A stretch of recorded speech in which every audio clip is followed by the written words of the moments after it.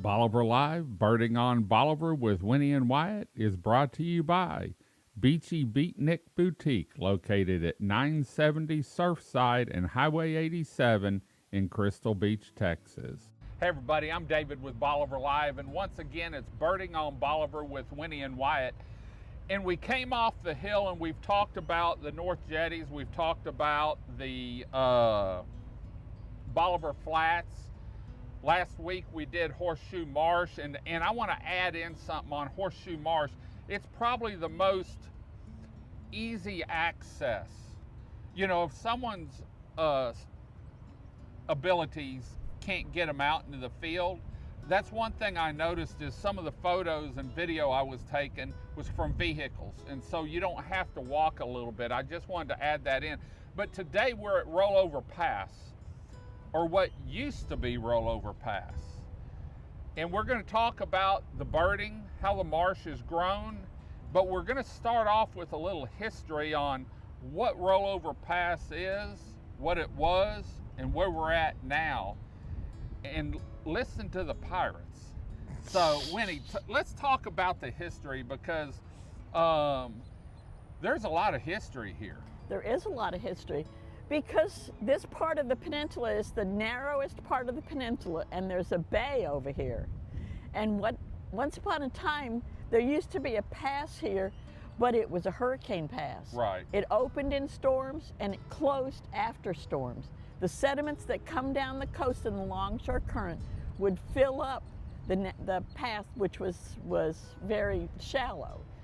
And the reason it got the name of rollover is because the captains of ships used to anchor offshore, and they would bring cargo in here, and most of the cargo was in barrels, and they would roll it over to ships that were in the bay. They had to be shallow draft ships, but they didn't want to go through customs in Galveston.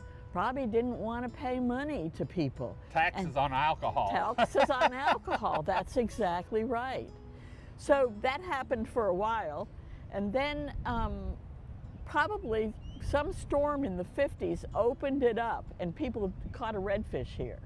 And so somebody got the organization that used to be Texas Parks, that is Texas Parks and Wildlife, they got them to dredge a fishing pass here. And they had all kinds of problems, because when they dredged it, immediately it got wider and it got deeper. And then they had to put sides on it to make it not get real wide. And then they had to put stuff in the bottom of it so it wouldn't get too deep. And what they found out was a big sediment load was coming in, and it filled in the bay. And nobody could even get their fishing boats anymore. People used to have piers all along the edge of the bay, and they couldn't get their boats in anymore. And then it started dumping sediment into the intercoastal waterway. And that was bad, because it cost a lot of money to dredge it every year. So ultimately they closed the pass. And because the bay was already full, that there were even more changes. Right. And right now they're actually working across the highway on the new pier. Right. Off there. But let's talk about the birding, because this is sort of like Horseshoe Marsh. This is an area that you can pull up, and depending on which side of the car you're on, you can actually look out with your binoculars and see your birds and stuff. What type of birds and what can people expect here, and is it year-round? It is year-round. Slightly different species, kind of as we mentioned before. But year-round, actually a lot of the islands back here that you can kind of see on the horizon support a lot of nesting birds. So a lot of great blue herons, great egrets. Historically, they supported a lot of roseate spoonbills, but that's not really the case anymore. And lots of Forster's terns. A lot of the birds here, as we kind of mentioned when we were down the peninsula about the jetty and Bolivar Flats, the reason there are a lot of birds here is because of the sediment. So the sediment, when that sediment gets deposited, it's not only a substrate that supports all those invertebrates and things that the birds are eating, but it also has nutrients. And so that sort of interface is what gives the birds somewhere to feed, basically.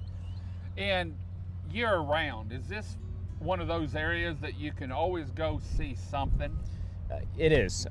Just like Bolivar Flats, it's more on a daily basis. It'll change how many birds are here based on the tide. When this is high tide, you won't see as many birds just because there's nowhere for them to roost. They will roost like kind of in the parking lot here, so be careful as you drive up.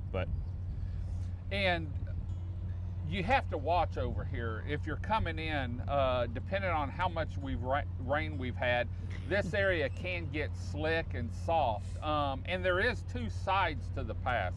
Right now we're on the east side of it, which is the bigger part, but they do have a west side, and there are some restrooms out here and some trash cans, so that you can come out here and maybe spend part of a day picnic. You can always crab along here, but the biggest part is pick up your trash, pack out what you pack in, and that's anywhere along the Texas coast, or if you're birding. Make sure nothing falls out of your truck. Make sure you didn't leave anything behind, because fishing line, plastic bags, all that hurts the birds and hurts the environment here on the coast. Can I?